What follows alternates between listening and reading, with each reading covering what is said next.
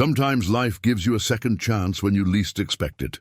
Sometimes it comes wrapped in tragedy and 10 dying pigs. 63-year-old Eli Granger never wanted his uncle's run-down homestead. He planned to sell everything and walk away from the family name that brought disappointment. But something about those animals made him stay long enough to nurse them to health. That's when the pigs started digging. What they uncovered in that barren field shook the entire county. Decades-old remains, stolen property, and secrets that powerful people had buried for good reason. As lawmen circled and neighbors whispered, Eli discovered that sometimes the land chooses you. But what happens when the past refuses to stay buried? Before we jump back in, tell us where you're tuning in from. And if this story touches you, make sure you're subscribed, because tomorrow I've saved something extra special for you. The funeral had been small, pathetically small, really. Eli Granger stood at the back of the modest chapel in Cedar Ridge, watching as barely a dozen souls gathered to send off Roy Granger, his uncle, and the last of a family line that had never amounted to much. The minister spoke in generic platitudes about eternal rest and the mercy of the Lord. But it was clear he'd never really known Roy. Nobody had, it seemed. Eli shifted in his worn boots, the same pair he'd been wearing for 3 years of ranch work across 4 different spreads. At 63, he'd learned to travel light. A truck, a small trailer, a few changes of clothes, and his tools. That was the extent of Eli Granger's worldly possessions, and he preferred it that way. No ties meant no disappointments, and Lord knew the Granger family had dealt with enough of those. The lawyer, a thin man named Peterson, who looked like he'd rather be anywhere else, approached Eli as the small crowd dispersed. "Mr. Granger, I'm William Peterson. I handled your uncle's affairs. I know this isn't the ideal time, but we need to discuss the will." Eli nodded, following Peterson to his cramped office above the hardware store. The building smelled of old wood and dust, much like everything else in Cedar Ridge seemed to. Peterson shuffled through papers with the efficiency of a man eager to close a file and move on. "Your uncle left everything to you," Peterson said, sliding a handwritten document across the desk. "The property, what's left of the livestock, and his personal effects. I have to warn you, though, there are some debts. Property taxes, mostly. And the land isn't worth much." Eli picked up the will, recognizing Roy's careful handwriting immediately. The document was simple, direct. No flowery language, no sentimental proclamations. Just Roy's way of saying goodbye. But at the bottom, in smaller script, was a personal note that made Eli's chest tighten. "Eli, you were the only one who ever saw me as more than a disappointment. Take care of what I couldn't. The pigs know more than you think." "Roy, pigs?" Eli asked. Peterson grimaced. 10 of them. Sick, mostly. Your uncle spent his last pennies on veterinary bills, but I'm afraid they're not in good shape. Most folks in town figured he'd lost his mind, spending money he didn't have on animals that weren't worth saving. The drive out to Roy's property took 20 minutes on winding dirt roads that spoke of a county that time had left behind. Eli remembered these roads from childhood visits, back when Roy had still been welcome at family gatherings. That was before the arguments, before Roy's refusal to make something of himself, before he'd retreated to this forgotten corner of the world. The homestead sat in a depression between rolling hills, like God had pressed his thumb into the earth and forgotten about it. The house was a modest ranch-style structure that had probably been white once, but now wore the grey patina of neglect. The front porch sagged slightly, and several windows were covered with plywood. A red barn stood behind the house, its paint faded and peeling, but its bones still solid. Eli parked next to a rusted pickup truck that hadn't run in years and stepped out into the late afternoon silence. The air smelled of hay and manure and something else, the particular scent of a place where someone had lived alone for too long. He'd smelled it on himself more than once. The front door was unlocked, revealing a living room that was sparse but clean. Roy had never been one for accumulating things, apparently. A worn recliner faced an old television. Bookshelves lined one wall, filled with volumes on farming, veterinary care, and local history. A few framed photographs sat on the mantel, family pictures from decades past, before the distance had grown too wide to bridge. But it was the sounds from the barn that drew Eli outside. Weak squealing, punctuated by coughing that sounded far too human for comfort. He followed the sound, pushing open the barn door to find 10 of the sorriest-looking pigs he'd ever seen.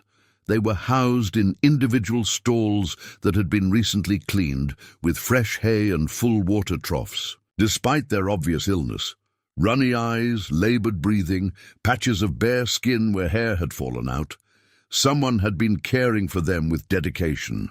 Food bowls held the expensive kind of feed that Eli recognized from his ranch work, the kind that cost more than most people wanted to spend on healthy animals, let alone sick ones. One pig, slightly larger than the others and with intelligent brown eyes, looked up at Eli with what could only be described as recognition. It didn't fear him, which struck Eli as odd. These animals had been expecting him. "Well, I'll be damned," he murmured, kneeling beside the stall. The pig came closer, allowing Eli to scratch behind its ears. Its skin was warm and dry, fever-hot, but not dangerously so. "What's Roy gotten me into?" A voice from behind made him turn. "You must be Eli."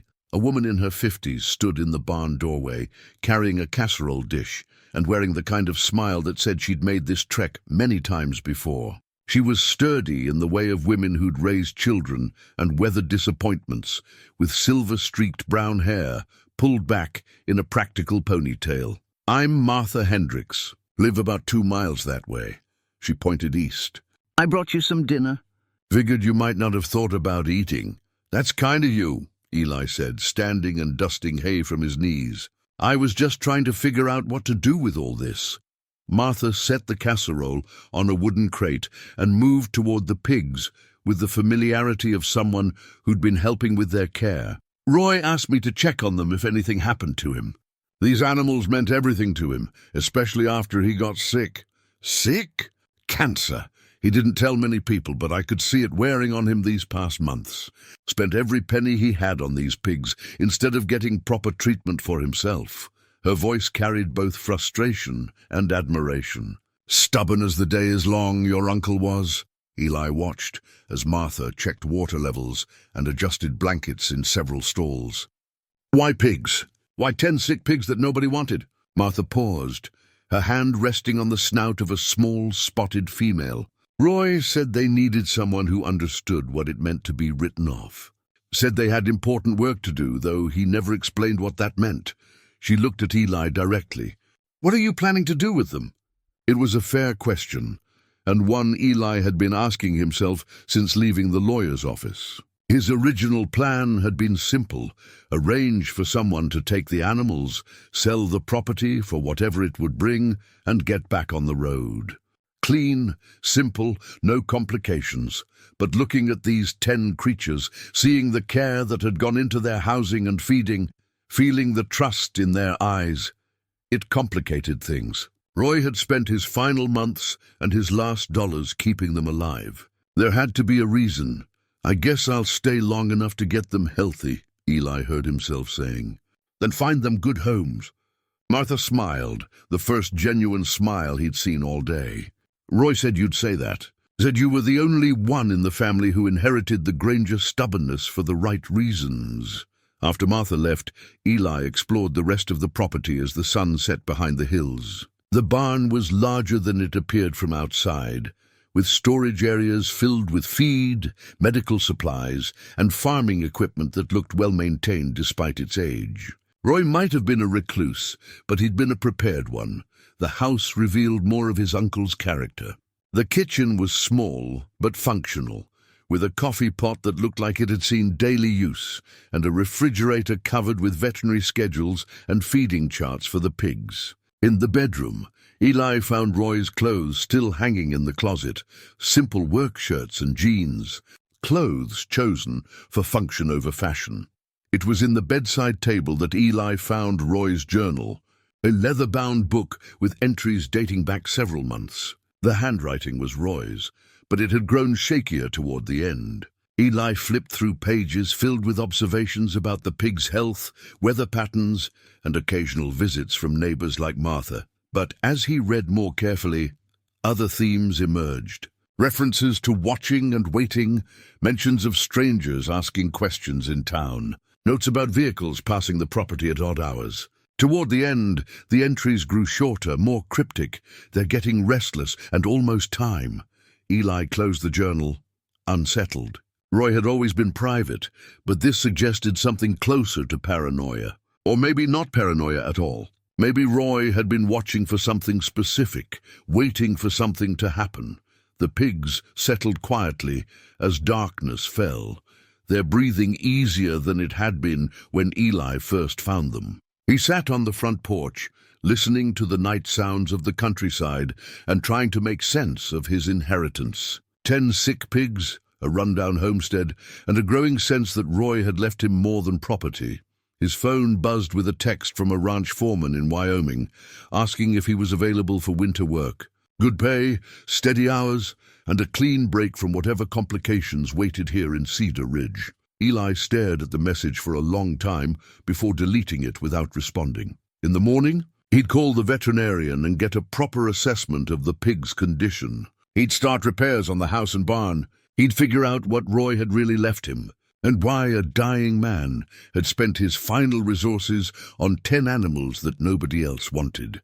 But tonight, he sat in the darkness and listened to the soft sounds of animals that had somehow become his responsibility, wondering if Roy had known exactly what he was doing when he'd written that will. The old man had always been 3 steps ahead of everyone else, even when it looked like he wasn't going anywhere at all. Eli woke before dawn to the sound of hungry pigs. It had been decades since he'd started a day with anything but cattle, and the difference was immediately apparent. Cattle lowed and bellowed when they wanted attention. Pigs, he discovered, had a more complex vocabulary that ranged from polite grunts to demanding squeals that could wake the dead. After a quick cup of coffee made from grounds he'd found in Roy's freezer, Eli headed to the barn to begin what he assumed would be a simple feeding routine. Instead, he found himself face to face with 10 distinct personalities, each with specific needs and preferences that Roy had somehow catalogued and accommodated. The largest pig, the one that had approached him the day before, clearly expected breakfast first. A smaller female with black spots preferred her feed mixed with warm water. A russet-colored male wouldn't eat at all unless Eli scratched behind his ears first. It was like Roy had created an entire social structure that Eli was now expected to navigate. While measuring feed, Eli noticed something that made him pause. The storage area held enough supplies for months. Expensive veterinary-grade feed, supplements and medications that cost more than most ranchers spent on prize-breeding stock. For sick animals that nobody wanted, Roy had spared no expense. It was while searching for clean water buckets that Eli found the hidden cache. Behind a false panel in the feed-room wall, Roy had stored dozens of medicine bottles, syringes, and medical supplies. The labels told a story that made Eli's chest tighten. Antibiotics, pain medications, immune boosters, and treatments for conditions he'd never heard of. The dates on the prescriptions went back over a year, and the total cost represented thousands of dollars. Dr. Sarah Chen arrived just before noon, driving a well-worn pickup with veterinary equipment secured in the truck bed. She was younger than Eli had expected, maybe 40, with the efficient movements of someone accustomed to handling large animals and the gentle manner that suggested she genuinely cared about her patients. "You must be Eli," she said, pulling on examination gloves. "I'm sorry for your loss." Roy was a good man, and he loved these animals more than most people love their children. Eli watched as Dr. Chen moved through the stalls, examining each pig with thorough attention. Her expression grew increasingly puzzled as she worked. "This is remarkable," she said after checking the 4th animal. "When I saw them last month, I was honestly preparing Roy for the worst. Advanced respiratory infections, malnutrition, skin conditions that suggested serious immune system problems. But look at them now. Indeed, the pigs looked dramatically different than they had just 24 hours ago. Their eyes were clearer, their breathing easier, their skin healthier. The transformation was almost miraculous. What was Roy doing for them? Eli asked. Dr. Chen consulted her notes. Everything I recommended and more. He was giving them medications that cost more than my truck payment. And he was doing it perfectly. Timing, dosage, combinations. He followed the treatment protocols better than most veterinary assistants I've worked with. Eli showed her the hidden medical supplies, watching her expression shift from puzzlement to something approaching awe. My God, she whispered, examining the medicine bottles. This represents every treatment option available for these conditions. Some of these medications I special ordered for him, never expecting him to afford the full treatment cycles. But he did it all. Why? Eli asked. What made 10 sick pigs worth bankrupting himself? Dr. Chen was quiet for a long moment, stroking the head of the spotted female who had pressed against the stall gate for attention. I asked him that same question. He said they had important work to do, and that they were the only ones who could do it. When I pressed him for details, he just smiled and said I'd understand someday, after Dr. Chen left with a clean bill of health for all 10 pigs and instructions for maintaining their care.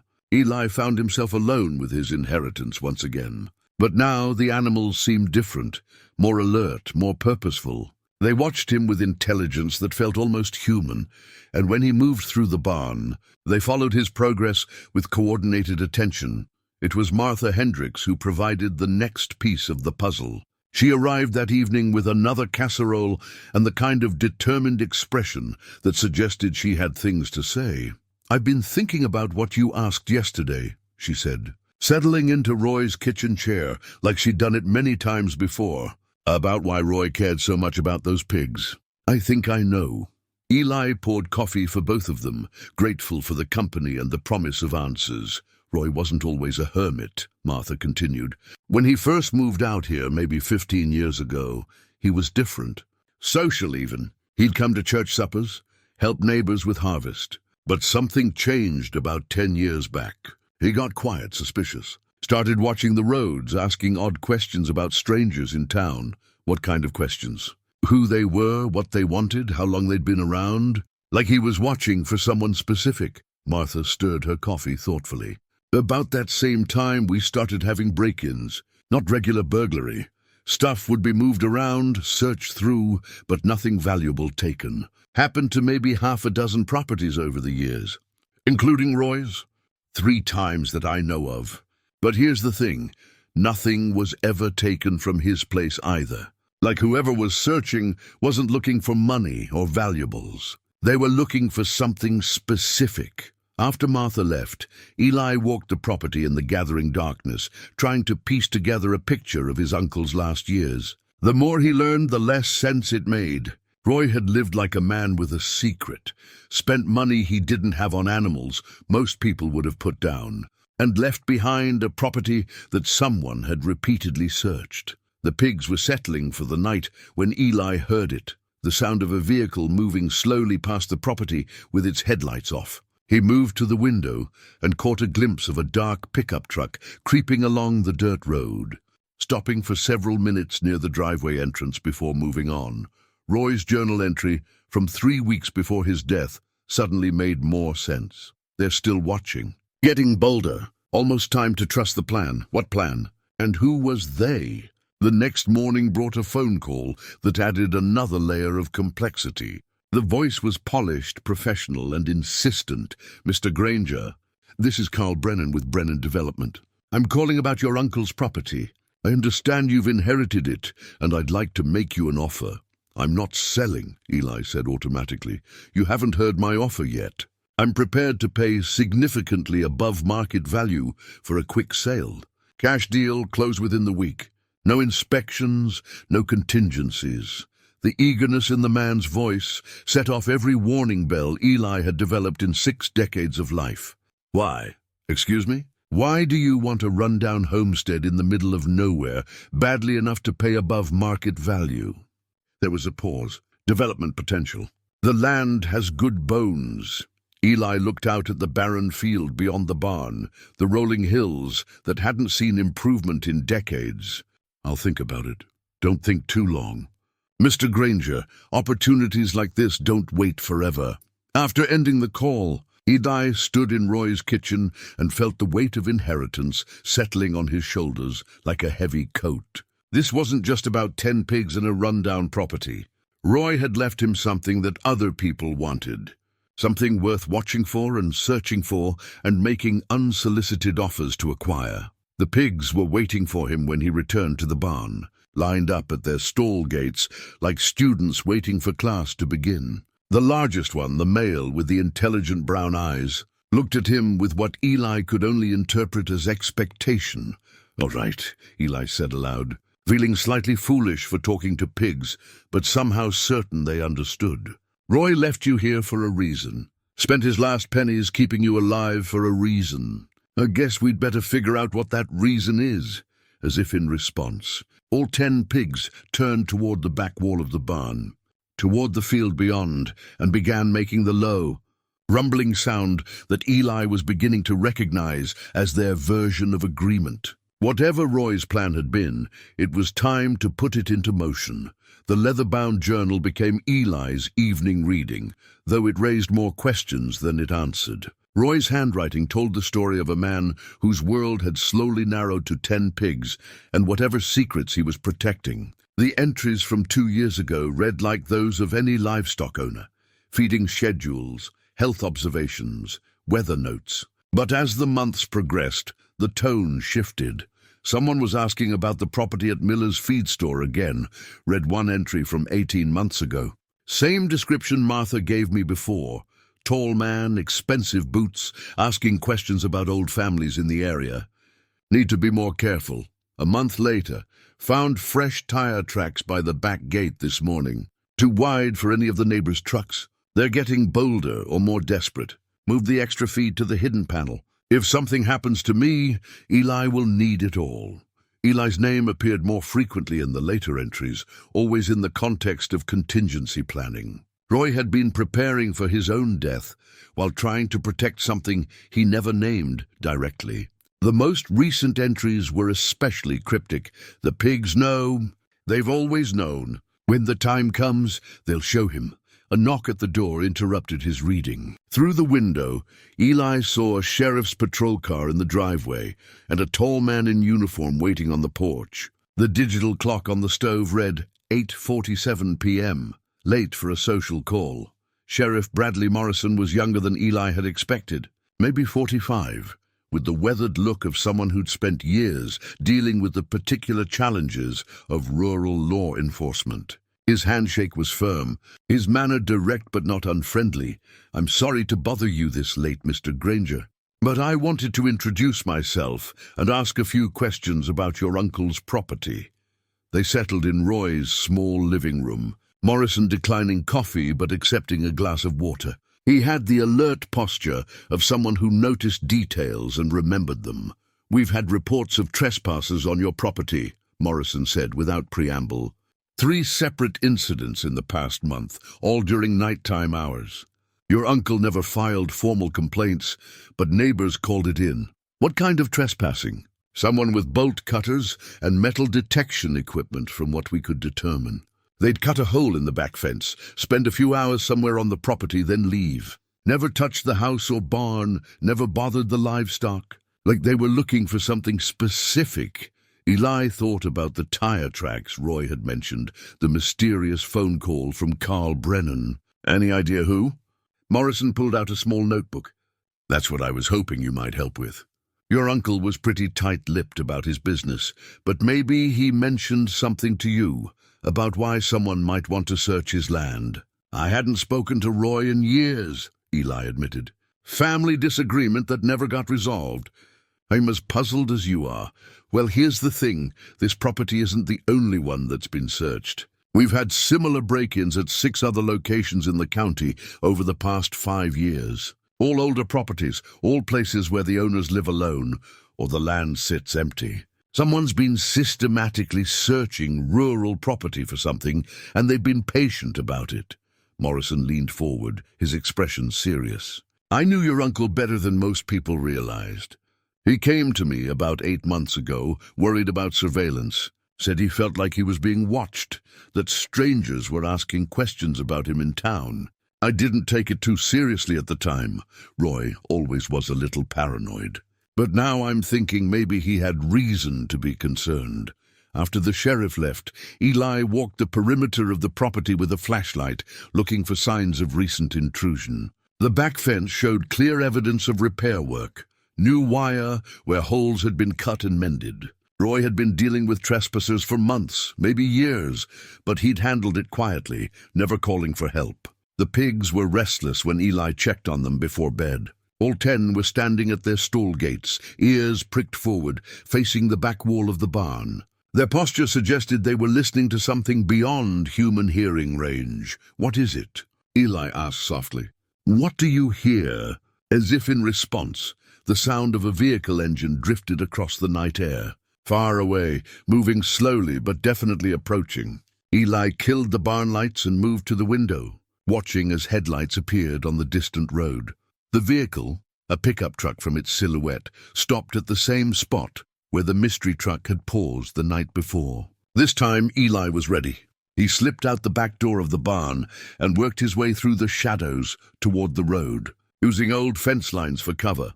The truck sat idling for nearly 10 minutes while its occupant apparently studied the property.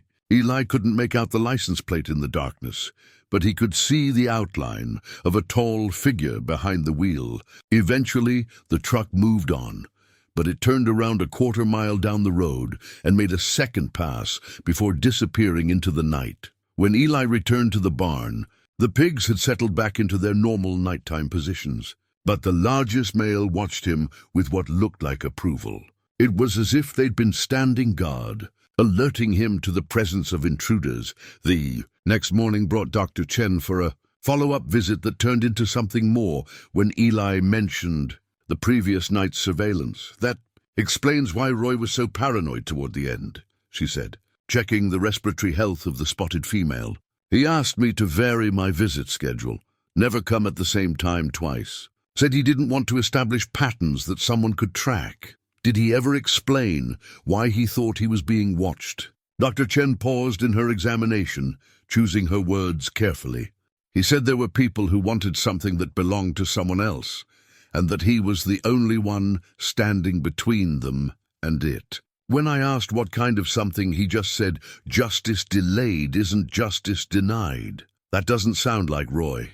He was never one for dramatic statements." That's what I thought too. But he was completely serious. And these pigs, they were part of it somehow. He told me once that they were his partners, not just his animals. Said they understood the job better than he did. The phone rang as Dr. Chen was packing her equipment. Carl Brennan again, his voice carrying an edge of impatience that hadn't been there before. "Mr. Granger, I hope you've had time to consider my offer. I'm prepared to increase it by 20% for a sale this week." "Still not interested," Eli said. "Perhaps you don't understand the advantages of quick sale. Estate properties can be complicated. There are often hidden debts, tax issues, environmental problems. A cash buyer willing to take the property as is eliminates all those concerns." "What environmental problems?" Another pause, longer this time. "Just speaking generally, of course. Old properties sometimes have issues, buried fuel tanks, chemical residues, that sort of thing. A thorough investigation could take months and cost thousands." The threat was subtle, but clear. Brennan was suggesting that if Eli didn't sell quickly, he might find himself facing expensive problems that would force his hand anyway. "I'll take my chances," Eli said, and hung up. Dr. Chen had been listening to the conversation with growing concern. "Be careful with that one," she said. "Carl Brennan has a reputation for getting what he wants, one way or another. He's been buying up rural property for years, always at below market prices. Always from people who suddenly find themselves desperate to sell. That evening, Eli found a passage in Roy's journal that felt like a direct message from beyond the grave. If Eli is reading this, then the time has come. The pigs will know what to do. Trust them. Follow them. And remember, some secrets are buried for good reasons. But sometimes the best way to keep a secret is to expose the people who are trying to hide it." The 10 pigs watched him with their intelligent eyes as he read. And Eli had the unsettling feeling that they were waiting for him to understand something important. Whatever Roy had been protecting, whatever Carl Brennan wanted so desperately, whatever the mysterious trespassers had been searching for, the answers were here on this property, and somehow 10 rescued pigs were the key to finding them. The watcher turned out to be Jake Millfield, though Eli only discovered this after sneaking through the darkness like a commando and confronting what he thought was another trespasser. Jake was 71 years old, arthritic, and about as threatening as a church mouse. But he'd been standing in Roy's driveway at 2 in the morning with a pair of binoculars and a thermos of coffee. Jesus. You scared me, Jake wheezed after Eli's flashlight beam found him. I thought you were one of them. One of who? Jake was a small man with wispy white hair and clothes that suggested he'd dressed hastily. His hands shook slightly, whether from age or nerves Eli couldn't tell. The ones who've been watching this place. Roy asked me to keep an eye out after he got sick, make sure nobody was bothering his animals. I figured I owed him that much. They settled in Roy's kitchen with coffee that was probably too strong for the hour, but seemed appropriate for the conversation. Jake had been Roy's only real friend in Cedar Ridge, a retired postal worker who'd bonded with Roy over their shared status as confirmed bachelors, with little patience for small-town social obligations. Roy was scared the last few months, Jake said, his hands wrapped around the coffee mug for warmth. Not scared for himself, scared for what would happen to those pigs if something happened to him. He made me promise to watch out for them, said they were the most important thing he'd ever been responsible for. Why? What made them so special? Jake was quiet for a long moment, studying his coffee like it held answers. Roy never told me directly, but I picked up pieces over the years. He'd get agitated when certain topics came up. Missing persons cases, old news stories about people who'd disappeared. And he was always watching the news about cold cases, like he was waiting for something specific to surface. What kind of missing persons cases? From the 80s mostly. Families who vanished without a trace. Roy would get this look when those stories came on TV, like he knew something he couldn't say. And he'd always check on the pigs afterward, like he was reassuring himself about something. Jake reached into his jacket pocket and pulled out a worn envelope. He gave me this about a month before he died. Said if anything happened to him, I should give it to whoever inherited the property. Guess that's you. Inside the envelope was a single photograph, faded with age and creased from handling. It showed 4 people standing in front of what looked like the barn behind them, but the barn was different, newer, with fresh paint and better fencing. The photo was dated on the back in Roy's handwriting, summer 1987. Roy was unmistakable, despite being 30 years younger, but the other 3 people were strangers. A man and woman in their 30s with tired eyes and worn clothes, and a young boy, maybe 8 years old, standing between them. They all had the hollow look of people who'd been running from something. Who are they? Eli asked. Roy never said their names. But he kept that photo in his wallet for years, took it out and looked at it whenever he got to thinking about the past. Said they were the reason he stayed on the property, the reason he couldn't just walk away and start over somewhere else. After Jake left, promising to continue his unofficial security patrols, Eli studied the photograph by lamplight.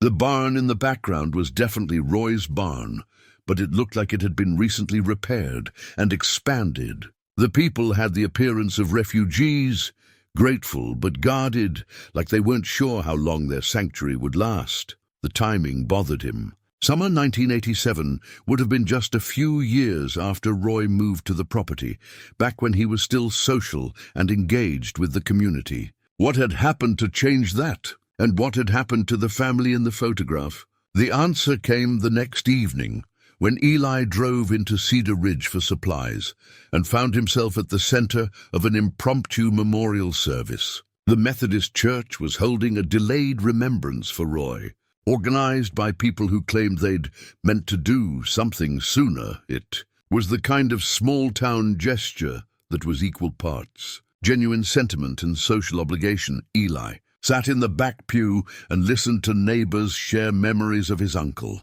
Most were generic: Roy helping with a broken fence, Roy bringing vegetables from his garden, Roy being quiet but dependable. But Pastor Williams, who'd served the community for over 30 years, offered something more substantial.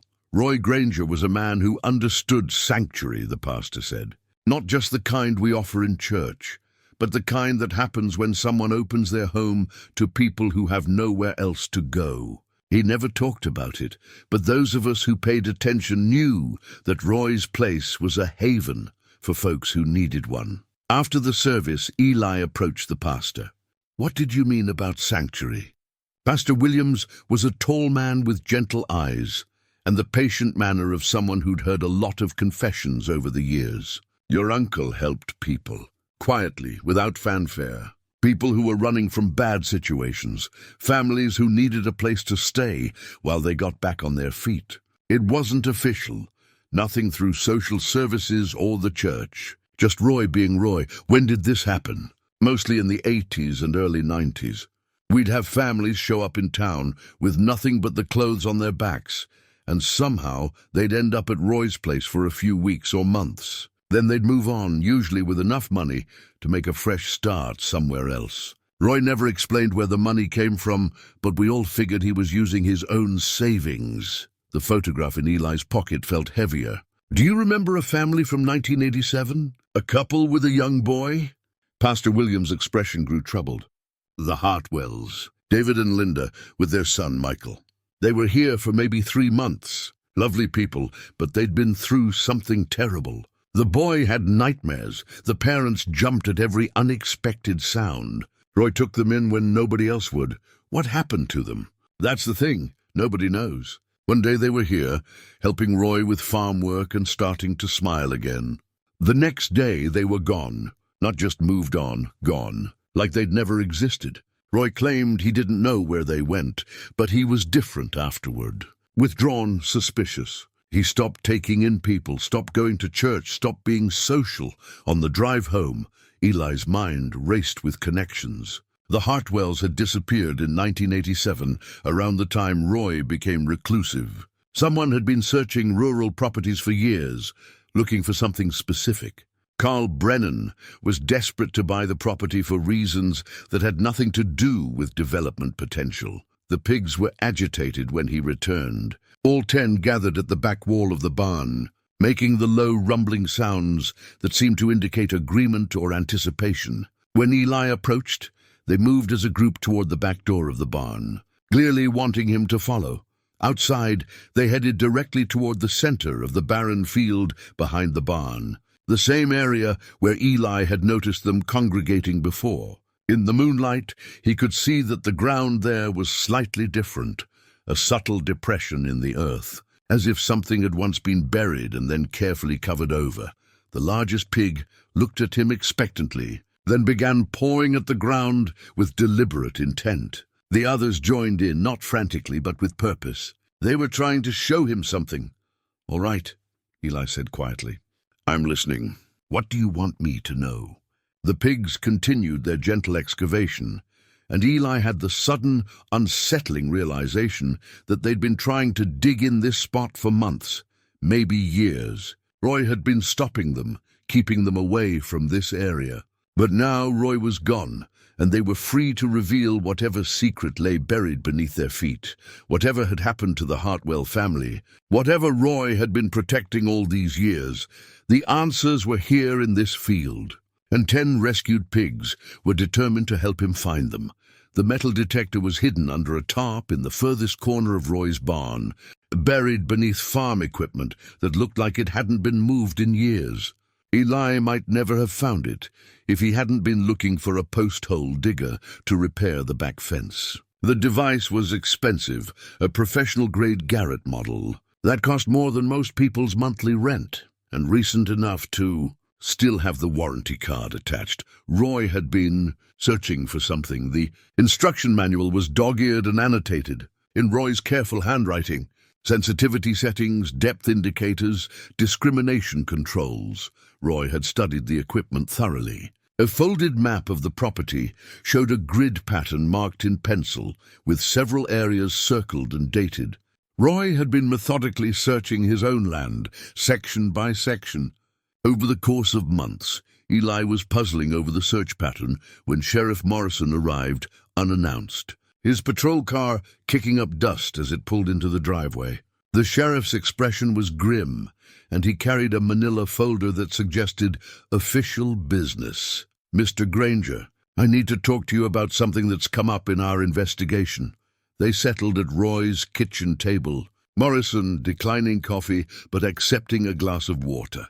The folder contained photographs, aerial shots of various properties, close-ups of disturbed soil, and what looked like forensic diagrams. "We've been analyzing soil samples from the properties that were searched over the past few years," Morrison said. "Brought in a forensic team from the state crime lab. They found something interesting. Traces of organic material consistent with human decomposition, but old. Decades old." Eli felt his stomach tighten. "Human remains?" "Not full remains, just traces. Like someone had moved bodies that had been buried for a long time, trying to relocate them or cover them up better. The soil disturbance patterns suggest systematic searching with metal detection equipment."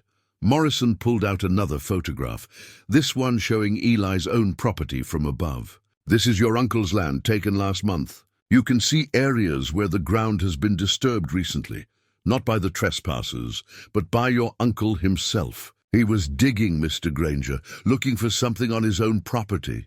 Maybe he lost something.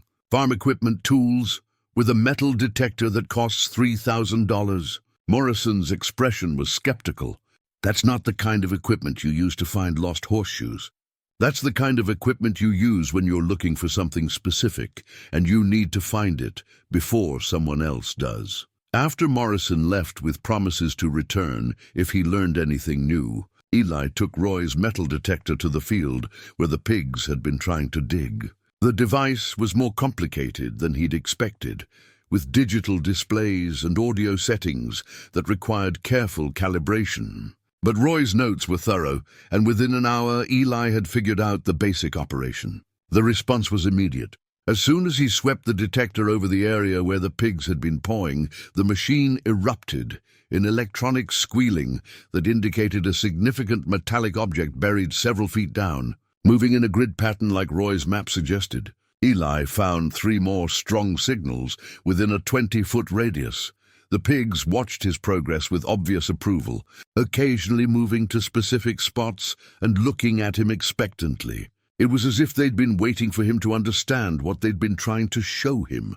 Carl Brennan arrived, just as Eli was marking the locations with survey flags. The developer drove a new pickup truck that was too clean for the dirt roads leading to the property, and he wore the kind of boots that were more about image than function. He approached with the aggressive confidence of someone accustomed to getting his way.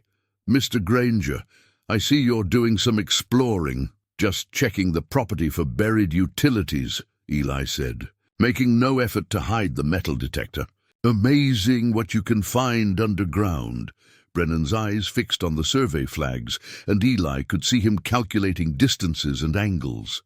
"Find anything interesting?" "Old fence posts, mostly. Lot of metal junk buried over the years. I'm sure that's all it is." Brennan's smile didn't reach his eyes, "which is why my offer stands. A property this old probably has all sorts of complications buried on it. Environmental issues, old septic systems, abandoned equipment, the kind of problems that could cost a new owner thousands in cleanup fees. The threat was less subtle this time." "What kind of environmental issues?" "Oh, you'd be surprised what people buried on rural properties back in the day. Chemical containers, fuel tanks, even old refrigerators with Freon. The EPA takes those things very seriously now. A single violation could result in fines that would make your head spin, not to mention the cost of professional remediation." Brennan pulled out a folded check from his jacket pocket. "But I'm prepared to take all those risks off your hands. This check is for $50,000 over my previous offer, and it's good until close of business Friday. After that, well, you'll be on your own dealing with whatever complications arise." After Brennan left, Eli studied the developer's business card. Brennan Development LLC had been buying rural property throughout the county for 15 years, always from people who suddenly found themselves in financial distress or facing regulatory problems. It was a pattern that suggested Brennan had methods for creating the pressure that led to motivated sellers. Dr. Chen arrived for her weekly check on the pigs, just as Eli was putting away the metal detector. Her reaction to seeing the equipment was immediate and telling. "Roy had one of those," she said. "I saw him using it several times in the past year. He told me he was looking for old property markers, but that seemed like overkill for boundary disputes. Did he ever find what he was looking for?"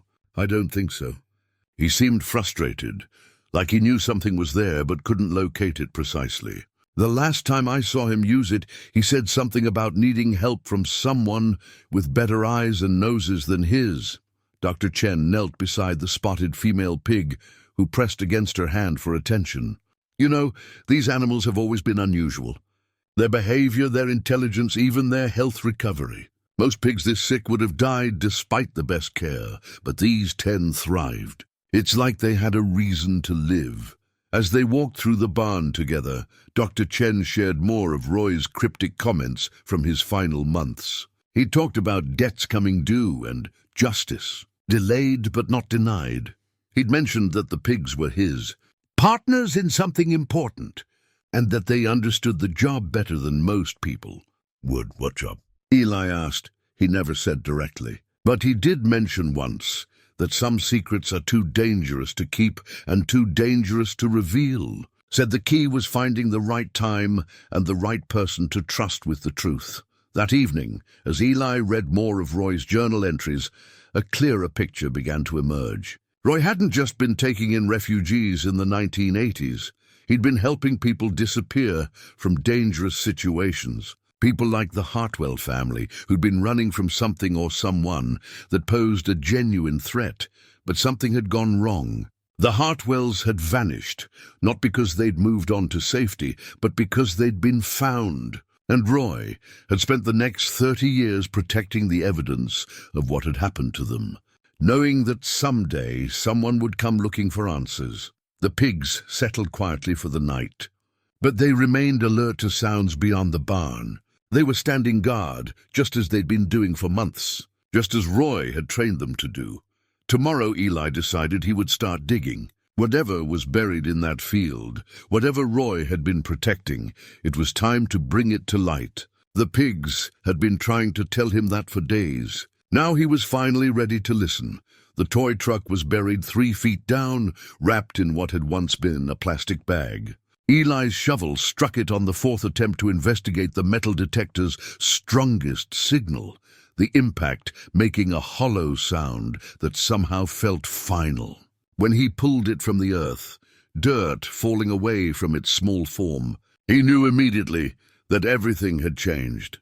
It was a red dump truck, maybe 6 inches long, the kind of sturdy metal toy that lasted for generations. The paint had faded and rust had claimed the edges, but it was still recognizably a child's treasured possession. More importantly, it was exactly like the trucks Eli remembered playing with during his childhood visits to this property, back when Roy still welcomed family and the world seemed simpler.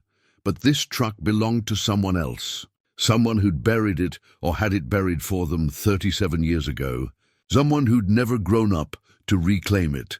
Sheriff Morrison arrived within an hour of Eli's call, bringing with him a forensic technician and an expression that suggested he'd been expecting this discovery. The technician photographed the truck in situ before carefully bagging it as evidence, treating the small toy with the gravity reserved for crucial pieces in a larger puzzle. "This matches the description in the missing persons file," Morrison said, consulting his notes. Michael Hartwell, 8 years old when his family disappeared in September 1987. His mother told investigating officers that he never went anywhere without his red truck. The implications hung heavy in the air between them. The Hartwell family hadn't moved on to safety after their stay with Roy. They died here, on this property, and someone had buried them carefully enough that their remains had gone undetected for nearly 4 decades. The question now, Morrison continued, is whether your uncle was protecting the victims or protecting the perpetrator. Eli thought about Roy's journal entries, his paranoia, his desperate spending on pigs that nobody else wanted. He was protecting the victims. I'm sure of it. How can you be sure? Because he spent 30 years watching over their graves. And he trained these pigs to guard them when he couldn't anymore. It sounded insane, even as he said it. But the evidence was mounting that Roy had been part of something larger than a simple refuge operation. The pigs' behavior, their intelligence, their focus on specific areas of the property. It all suggested a level of training and purpose that went beyond normal animal husbandry. While the forensic team worked to establish a proper crime scene perimeter, a dusty sedan pulled into the driveway. The woman who emerged was young, maybe 30, with dark hair and the kind of purposeful stride that suggested she had information to share. "Are you Eli Granger?" she asked, approaching with the confidence of someone who belonged exactly where she was. "I'm Lucy Brennan. I think we need to talk." Carl Brennan's daughter was nothing like Eli had expected. Where her father projected aggressive ambition, Lucy carried herself with quiet determination. She wore jeans and work boots instead of business attire, and her handshake was firm without being challenging. "I saw the sheriff's cars," she said, glancing toward the crime scene tape. "It's starting, isn't it? Everything my father's been afraid of for all these years. What do you know about what happened here?" Lucy was quiet for a moment, watching the forensic team work. "More than I wish I did. My father's been obsessed with this property since before I was born. He's got files, maps, newspaper clippings, all related to the Hartwell family disappearance. He's convinced there's evidence buried here that could destroy him." Evidence of what? Murder. The word fell between them like a stone into still water. The Hartwells weren't just running from an abusive situation. They were running from my father. David Hartwell worked for one of my father's construction companies back in the 80s. He discovered some things: bid rigging, safety violations, connections to organized crime. He was going to testify in a federal investigation. The pieces clicked into place with horrible clarity. Carl Brennan hadn't been a small-time developer in 1987. He'd been part of a larger criminal enterprise that couldn't afford to have witnesses testify against them. The Hartwell family's disappearance hadn't been random. It had been targeted elimination. "Why are you telling me this?" Eli asked. "Because it needs to end. My father spent my entire life covering up what happened here, using his money and influence to bury the truth. He's destroyed other people to protect himself, and he'll destroy you too, if you let him." Lucy pulled out a manila folder from her car. "These are copies of documents I found in his home office. Police reports, witness statements, financial records, everything related to the original investigation. My father has originals of some things that were supposed to be turned over to federal investigators, but somehow disappeared. The folder contained photocopies of materials that read like a roadmap to corruption, payoffs to local officials, intimidation of potential witnesses, and a systematic campaign to discredit anyone who tried to investigate the Hartwell disappearance. At the center of it all was Carl Brennan, younger but recognizably the same man who'd been making increasingly desperate offers for Roy's property. "Your uncle knew," Lucy continued. "He may have been the only person who knew exactly what happened that night. That's why my father's been so desperate to acquire this land. He needs to control what's buried here." Sheriff Morrison joined them as Lucy was explaining the timeline. His expression grew increasingly grim as he reviewed the documents, occasionally stopping to make notes or ask clarifying questions. "This changes everything," he said finally. "We're not just looking at a cold case anymore. We're looking at an active cover-up that's been going on for decades." "There's more," Lucy said. "My father's been using his development company as a front for acquiring properties where evidence might be buried.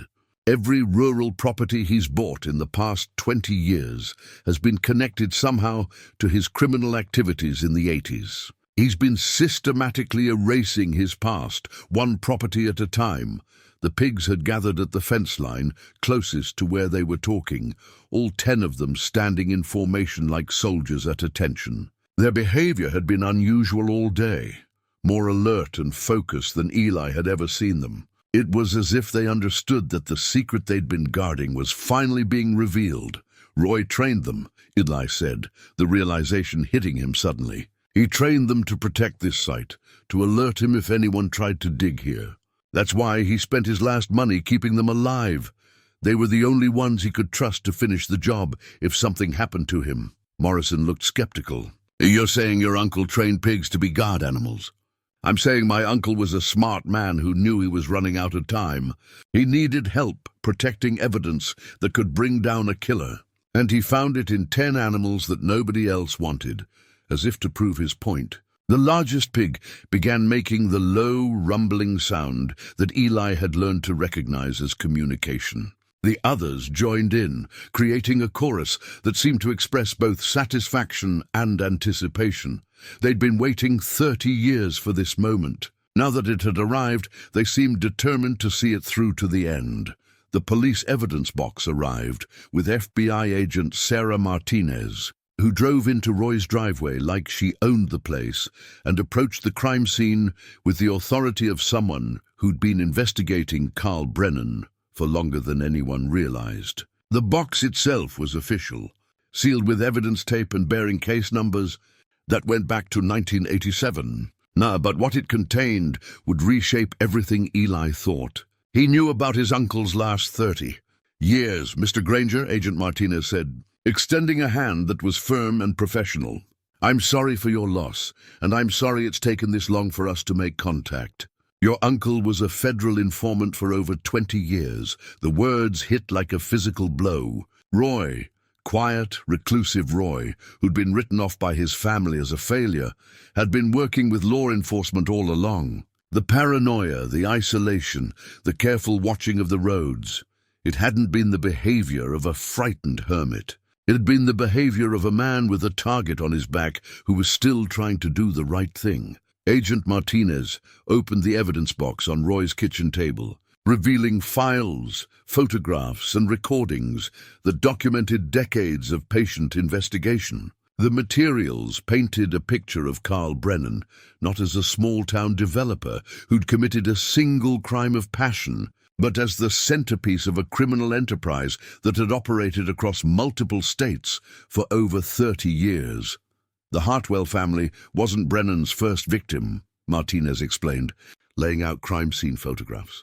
We've connected him to at least 7 other disappearances between 1982 and 1995, all witnesses or potential witnesses to his various business dealings. All people who vanished without a trace. Sheriff Morrison studied the files with growing amazement.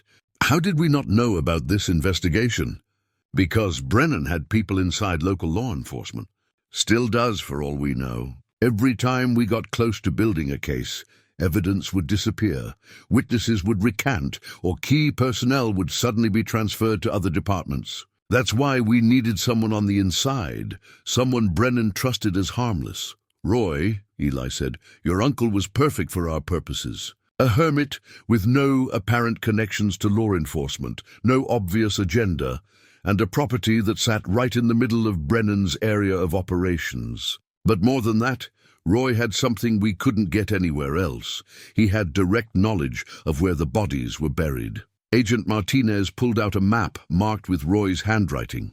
It showed not just Eli's property, but a dozen other locations throughout the county, all marked with dates and initials that corresponded to missing persons cases. Roy hadn't just been protecting the Hartwell family's burial site. He'd been documenting an entire network of crime scenes. Brennan used your uncle's property as a disposal site because it was isolated and because Roy was supposed to be trustworthy. What Brennan didn't know was that Roy was documenting everything, collecting evidence, and passing it along to us through intermediaries. The pigs, Eli said suddenly. That's why he bought the pigs. They weren't pets. They were part of the operation. Agent Martinez smiled for the first time since arriving. Your uncle was remarkably creative. He discovered that pigs have an extraordinary ability to locate buried organic material, better than any technology we have. He spent years training them to mark specific sites without disturbing the evidence. Every time Brennan brought him another body to bury, Roy would use the pigs to create a precise map of the burial location. The scope of Roy's deception was staggering. For 20 years, he'd maintained the appearance of a simple hermit while systematically gathering evidence against one of the most dangerous criminals in the region. The journals, the paranoia, the careful spending on veterinary care, it had all been part of an elaborate operation to document and preserve evidence that would eventually bring down Brennan's entire organization. "Why didn't you arrest Brennan years ago?" Sheriff Morrison asked. "Because we needed more than just bodies and Roy's testimony. We needed evidence of the larger conspiracy, financial records, communication intercepts, testimony from other members of the organization." Brennan was careful to insulate himself from direct involvement in the murders. "We needed to prove not just that he ordered them, but that he was running a criminal enterprise that included murder for hire."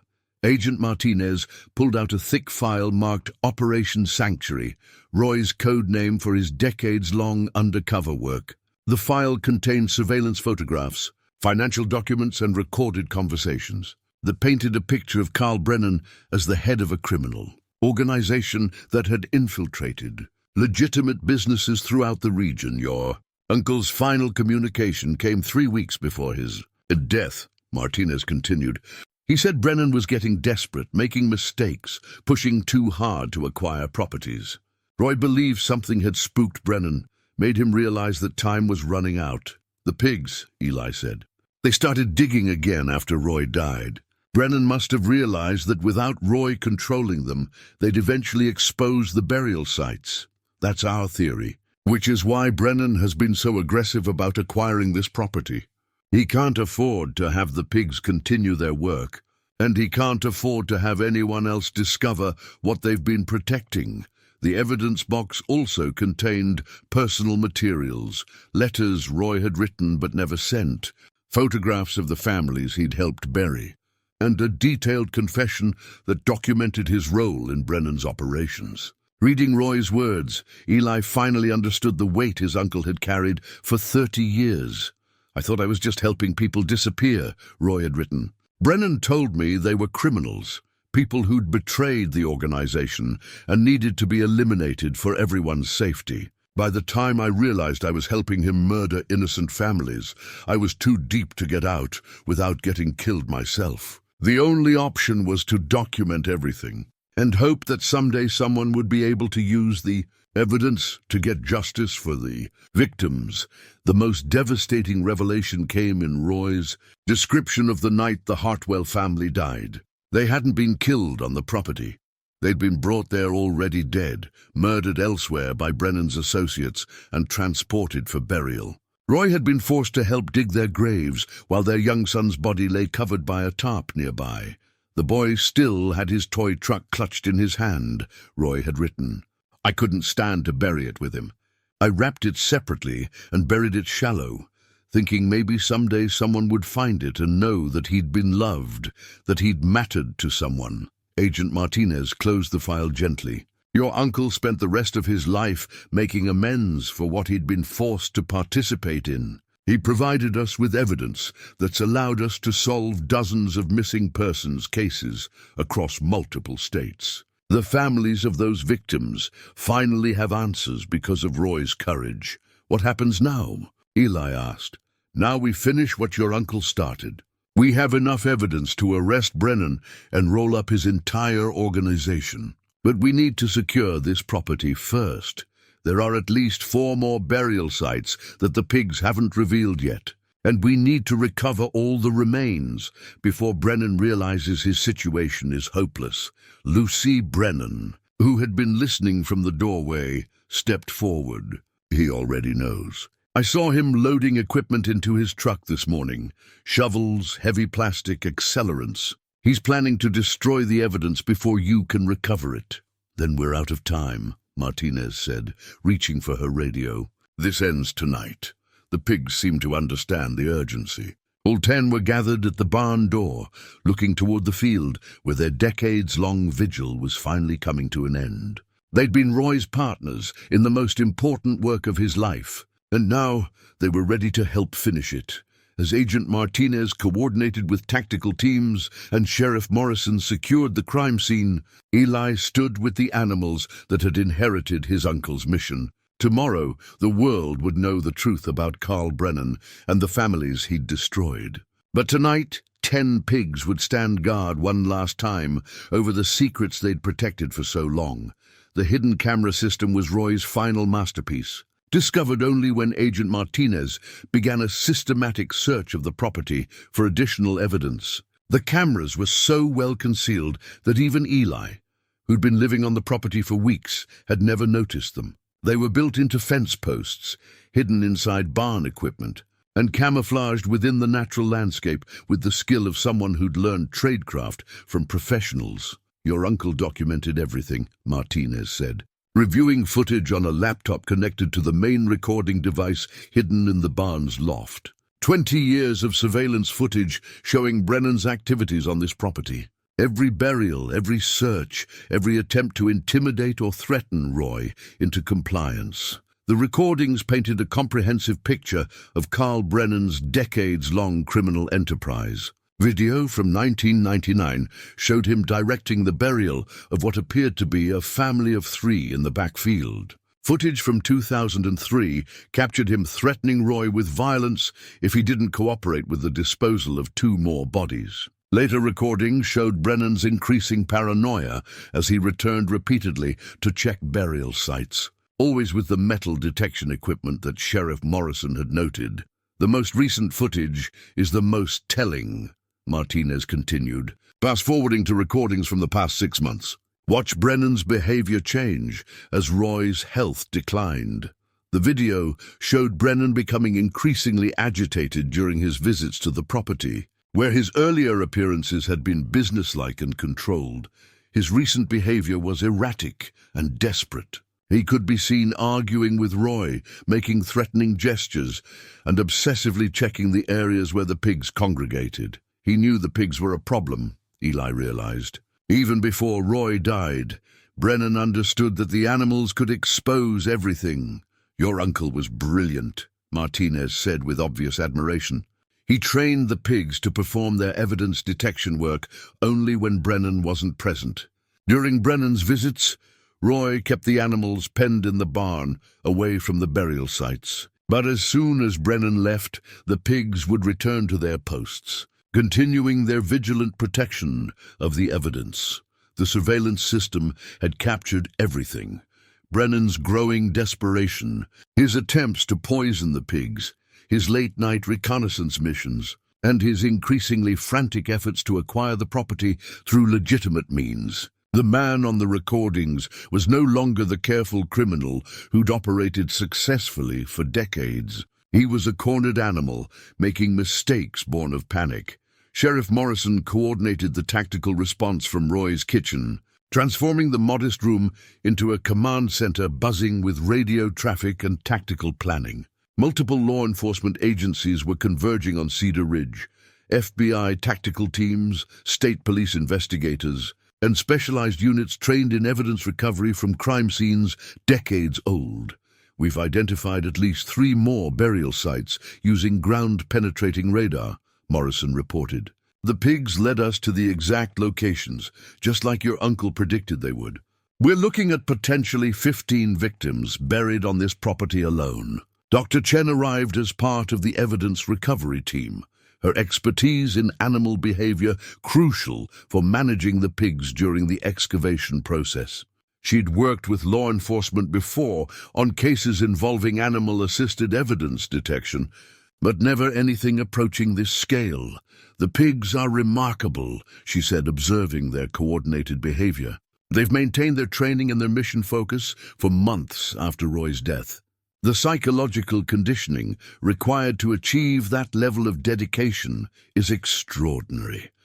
The 10 animals had indeed demonstrated capabilities that bordered on the supernatural. They could distinguish between burial sites containing human remains and those containing only discarded materials. They could indicate the approximate depth of buried objects through variations in their behavior. Most remarkably, they seemed able to communicate the relative age of burial sites, becoming more agitated near recent graves and more subdued near older ones. Roy spent years perfecting their training, Martinez explained. He started with basic scent detection, then gradually taught them to mark specific types of organic material. The breakthrough came when he realized they could be trained to detect the unique chemical signatures of human decomposition at various stages. Lucy Brennan had been placed in protective custody after providing additional evidence about her father's activities, but she remained in telephone contact with the investigation team. Her information about Brennan's current movements painted an increasingly urgent picture. "He's been loading equipment all day," she reported during an evening briefing. "Industrial fans, chemical accelerants, excavation tools. He's planning something tonight, and I don't think he cares about subtlety anymore." The tactical plan was complex but necessary. Brennan had to be allowed to approach the property so that his actions could be documented as attempted destruction of evidence. But the evidence itself had to be protected, which meant maintaining security around the burial sites while making it appear that the property was unguarded. "We'll have teams positioned throughout the area," Martinez briefed Eli on his role. "Your job is to maintain normal routines, keep the pigs calm, and stay out of the line of fire when Brennan makes his move." As darkness fell, the property took on an eerily normal appearance. The law enforcement vehicles had been moved to concealed positions more than a mile away. The crime scene tape had been temporarily removed. To any observer, it would appear that the investigation had been suspended for the night, leaving the property vulnerable to interference. The pigs, however, knew better. All 10 animals remained alert and focused, positioned strategically around the barn and field areas where the most significant evidence lay buried. Their behavior suggested they understood that the final confrontation was approaching. Eli settled into Roy's recliner with a cup of coffee and a clear view through the front window, maintaining the appearance of someone settling in for a quiet evening. But the radio earpiece connected him to the tactical teams, and the weight of the pistol Agent Martinez had insisted he carry reminded him that the night was far from routine movement. On the back-access road came the first report at 11:47 p.m. Single vehicle, lights off, approaching from the east. The vehicle was Brennan's pickup truck, loaded with equipment and driven with the desperate urgency of a man who knew he was out of options. Through night vision surveillance, the tactical teams tracked his approach as he parked a quarter-mile from the main property and continued on foot. Carrying a backpack and dragging what appeared to be a small trailer filled with excavation equipment. "He's heading for the primary burial site," came the next update. "The one where the Hartwell family is buried." Eli moved to the barn, where the pigs were already responding to Brennan's presence with low, threatening sounds he'd never heard from them before. These weren't the gentle animals that greeted him each morning for feeding. These were guardians preparing to defend something precious. "He's starting to dig," the surveillance team reported. "Appears to be attempting to relocate remains."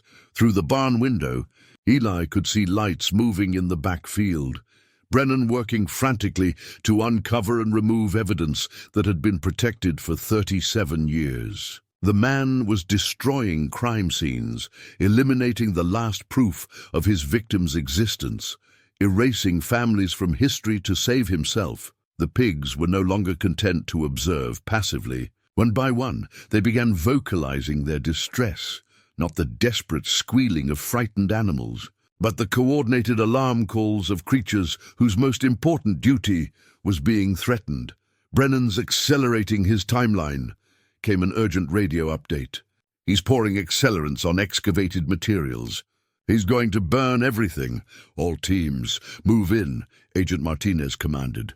"We can't let him destroy the evidence." Floodlights suddenly illuminated the property as tactical teams emerged from concealment positions. Brennan, caught in the middle of his desperate evidence destruction, looked up from his excavation work like a deer frozen in headlights. But instead of surrendering, he reached for something in his backpack, something that made every law enforcement officer on the property take cover and prepare for the worst. The final confrontation was about to begin, and 30 years of secrets were about to be settled once and for all. In the barn, 10 pigs stood ready to see their long vigil finally come to an end. The final letter emerged from the excavation site like a voice from the grave. Its plastic protection cracked but still intact after 37 years buried in the earth. Carl Brennan had been digging frantically when the tactical lights hit him, and in his panic to destroy evidence, he'd inadvertently exposed the very thing that would seal his fate forever. Agent Martinez held the sealed plastic bag up to the floodlights, revealing pages of handwriting that had somehow survived decades underground. David Hartwell's final words, she announced, written while they were hiding. Before Brennan found them, Brennan stood 20 feet away, hands zip-tied behind his back, bleeding from a shallow cut on his forehead where he'd struck a shovel during his failed attempt to escape the closing tactical teams. His expensive boots were caked with grave dirt, and his clothes stank of the accelerants he'd been pouring over evidence. At 71, he looked every year of his age and more, a man who'd finally been caught by the consequences of a lifetime of violence. "You don't understand," Brennan said, his voice carrying the desperate edge of someone whose carefully constructed world was crumbling. "I had no choice. They were going to destroy everything I'd built. The federal investigation would have ruined hundreds of legitimate businesses, put thousands of people out of work. So you murdered entire families to protect your construction company?" Sheriff Morrison asked, unable to keep the disgust out of his voice. "I protected the community. Do you have any idea how many jobs my developments created? How many families depended on the work I provided?" Brennan's justification came out in a torrent of words, as if volume could somehow make his logic sound reasonable. The Hartwells were going to tear all that down over some technical violations, some paperwork irregularities. Agent Martinez carefully opened the plastic bag and removed the letter, its pages brittle with age, but still legible in the harsh artificial light. David Hartwell's handwriting was careful and precise, the words of a man who knew he was writing for posterity. September 15th, 1987, Martinez read aloud. "To whoever finds this, my name is David Hartwell. I worked for Brennan Construction until I discovered evidence of bid rigging, safety violations, and connections to organized crime figures in 3 states. When I tried to report these activities to federal investigators, Carl Brennan threatened my family." The letter continued in devastating detail, documenting years of criminal activity that went far beyond what even the FBI investigation had uncovered. David Hartwell had been keeping meticulous records of everything he'd witnessed, building a case that would have destroyed not just Brennan's business empire, but an entire network of corruption that reached into law enforcement, local government, and federal contracting. "We came to Roy Granger's property because Roy promised us sanctuary while the federal agents arranged protective custody," Martinez continued reading. "But Brennan found us. He came tonight with 3 other men. He said we knew too much, that we'd already caused enough trouble. He said the community would be better off without people like us." Brennan's face had gone ashen as the letter revealed details that only the perpetrator could know. That's not how it happened. They were criminals themselves, part of a conspiracy to blackmail legitimate businessmen. "I was protecting yourself," Eli interrupted, stepping forward despite Agent Martinez's gesture for him to stay back. "Just like you've been protecting yourself for 30 years, while families wondered what happened to their loved ones." The letter's final paragraphs were the most heartbreaking. Linda Hartwell had added her own words, describing her son's fear and confusion, his trust that his father would somehow keep them safe. She'd written about 8-year-old Michael's favorite toy truck, how he carried it everywhere as a source of comfort in an increasingly frightening world. "If something happens to us, please know that we tried to do the right thing," the letter concluded. "We believed that telling the truth was worth the risk. We pray that someone will find this letter and ensure that justice is finally served. Our son deserves to be remembered for the joy he brought to the world, not for the violence that ended his life. The excavation site revealed the rest of the story in heartbreaking detail. The Hartwell family had been buried together, parents holding their child, arranged with a care that spoke of Roy's grief and guilt over his forced participation in their murder. Personal belongings had been wrapped and buried separately. Family photographs, wedding rings, and Michael's toy truck, positioned where they might someday be found and returned to surviving relatives. 17 families, Agent Martinez said, her voice heavy with the weight of decades-old grief. 17 families murdered by your organization, Carl, all because they threatened your profits. Brennan's final defense was perhaps the most revealing of all. You think this changes anything? You think exposing what happened 30 years ago will bring them back? I built something important, something that mattered. These people, they were obstacles to progress. The 10 pigs had gathered at the edge of the crime scene, silent witnesses to the culmination of their long vigil. They stood in formation, alert but calm, as if they understood that their mission was finally complete. Roy's extraordinary partners had done exactly what he'd trained them to do.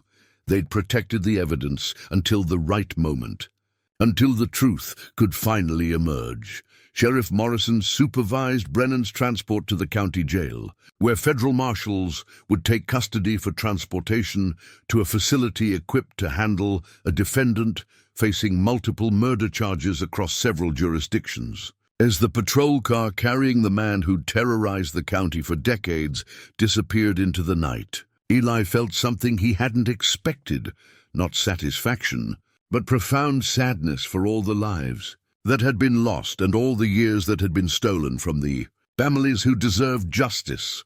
Roy's final gift waited in the safety deposit box at Cedar Ridge Community Bank, discovered only when Agent Martinez located the key hidden in Roy's bedroom desk drawer 3 days after Brennan's arrest. The deed was recent, dated just 6 weeks before Roy's death, transferring full ownership of the property to Eli, with all debts cleared and all liens satisfied.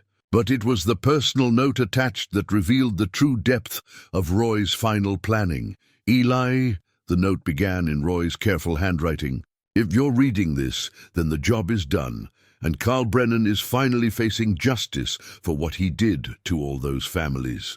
I know this wasn't the inheritance you expected, and I know you never asked to be part of something this complicated. But you were the only person I could trust to see it through.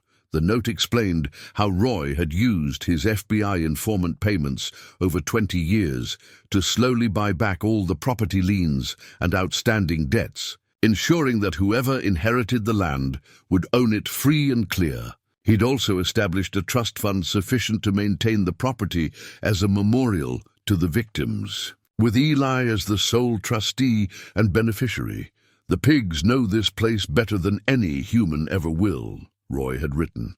They've earned the right to live out their lives in peace, knowing they served something greater than themselves. Take care of them and they'll take care of you. They understand loyalty in ways that most people never learn. Media attention descended on Cedar Ridge like a sudden storm, transforming the quiet rural community into the center of a national news story about justice delayed but not denied. Television trucks lined the dirt roads leading to the property, and reporters from across the country sought interviews with anyone connected to the investigation. Eli found himself thrust into the spotlight as the reluctant heir who'd inherited more than property. He'd inherited a responsibility to honor the memories of 17 murdered families. Dr. Chen helped him navigate the chaos, serving as both veterinary advisor for the pigs and unofficial spokesperson for their remarkable role in the investigation. Her scientific explanation of how the animals had been trained to detect and mark burial sites captured public imagination while maintaining respect for the gravity of their work. These aren't just intelligent animals, she told a national television audience. They're partners in one of the most important criminal investigations in rural American history. Roy Granger understood that justice sometimes requires patience, dedication, and the willingness to trust in unlikely allies. The pigs themselves seemed to understand that their long watch was over. They were calmer now, more social, spending their days rooting in areas of the property that had nothing to do with crime scenes. For the first time since Eli's arrival, they behaved like normal farm animals, eating, sleeping, and playing without the constant vigilance that had defined their previous existence. Lucy Brennan visited the property on a quiet Thursday afternoon, driving her father's confiscated pickup truck that the FBI had released to her after completing their evidence collection. She moved through the memorial site with reverence, reading the temporary markers that identified each burial location and the families who had been found there. "I want to apologize," she said, standing near the spot where the Hartwell family had been recovered. "Not just for what my father did, but for the years I spent believing his lies about being a legitimate businessman. I should have questioned why he was so secretive, why he had so many enemies, why people were afraid of him. You were a child when most of this happened," Eli pointed out. "And you did the right thing when it mattered. I want to do more. I want to help establish a proper memorial, something that honors the victims and educates people about what happened here. My father's assets are being seized, but I have some resources of my own. I want to contribute to making sure these families are never forgotten."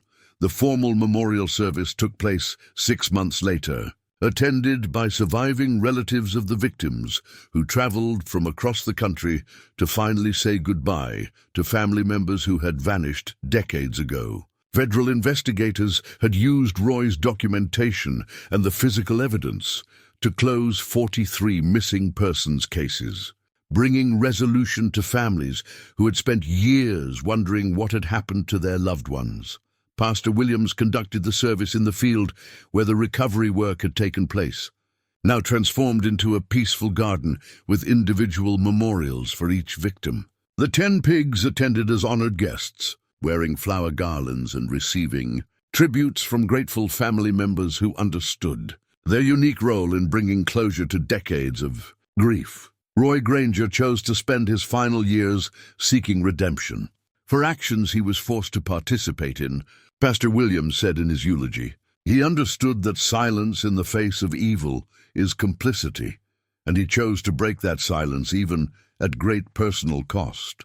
His legacy lives on in the justice that has finally been served, and in the companions who helped him preserve the truth. As the service concluded and the crowd dispersed, Eli remained in the garden with the 10 pigs who had become his family. They were no longer guardians of terrible secrets. They were simply animals who had found peace after a lifetime of difficult service. Roy's final gift hadn't been just the property or the trust fund. It had been the chance to be part of something meaningful, something that honored both the dead and the living, while proving that justice, however delayed, could still prevail. The memorial garden marker was simple granite, no taller than a man's waist, bearing 17 names and a single inscription. They sought truth and found justice. They are remembered. It stood in the center of what had once been a barren field, but was now a carefully tended garden where families came to remember loved ones who had been lost for far too long. 6 months after the memorial service, Eli's life had settled into rhythms he never could have imagined when he first inherited 10 sickly pigs and a run-down homestead. The property had been transformed into something that honored both its tragic history and its potential for healing. The memorial garden occupied the central field, while the surrounding acres had been converted into a working farm that provided therapy opportunities for survivors of violent crime. The 10 pigs thrived in their new role as therapy animals, their intelligence and gentle nature making them perfect companions for people struggling with trauma and loss. Dr. Chen had helped establish protocols for their care that ensured they could live out their remaining years in comfort while continuing to serve others in a different capacity. They understand grief, Dr. Chen observed, watching as Pearl, the spotted female, provided comfort to a visiting family member. They've carried it for so long that they recognize it in others and know how to respond. Eli had grown into his role as caretaker and memorial director with a sense of purpose he'd never experienced in 63 years of drifting between ranch jobs.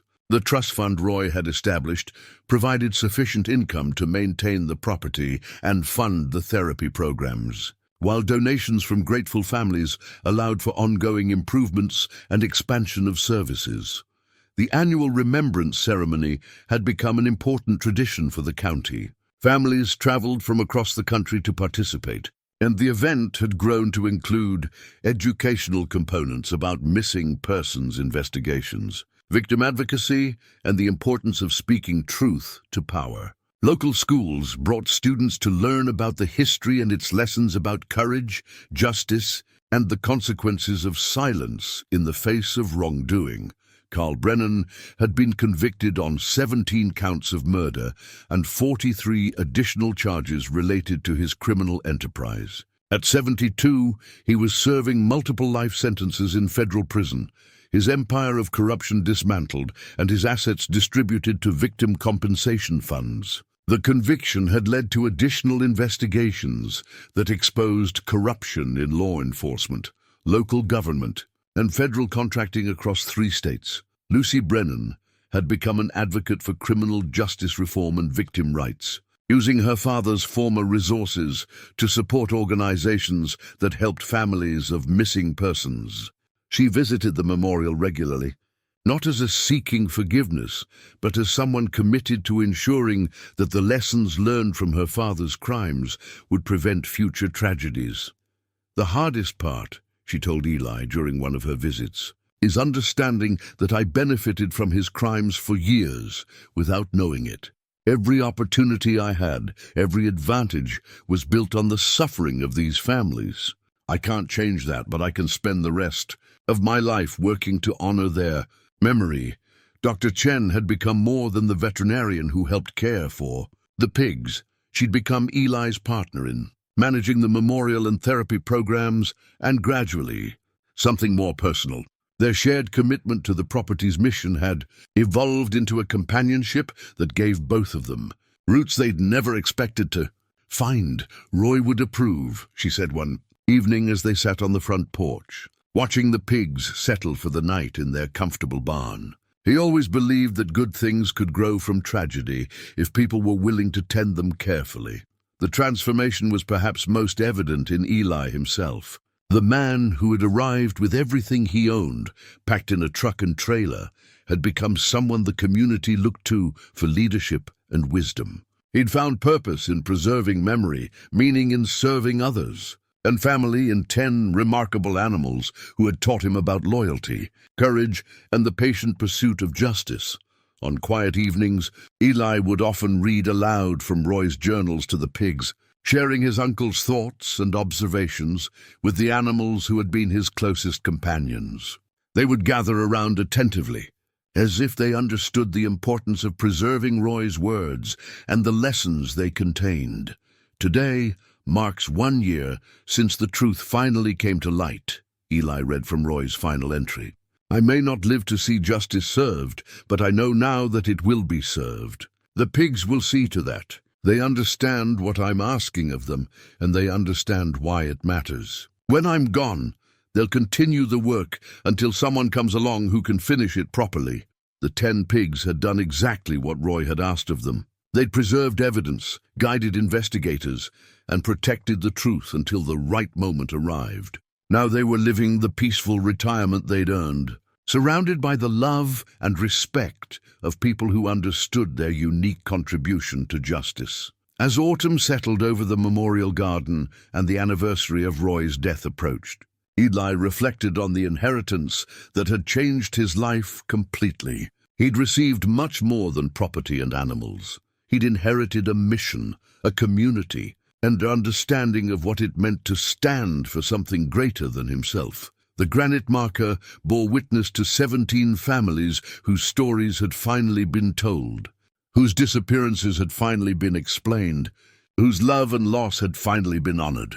But it also stood as a testament to Roy Granger's patient courage and to 10 extraordinary animals who had proven that justice, however long delayed, could still find a way to prevail. In the gathering dusk, the pigs settled peacefully in their barn, their long vigil finally complete, their important work finally done.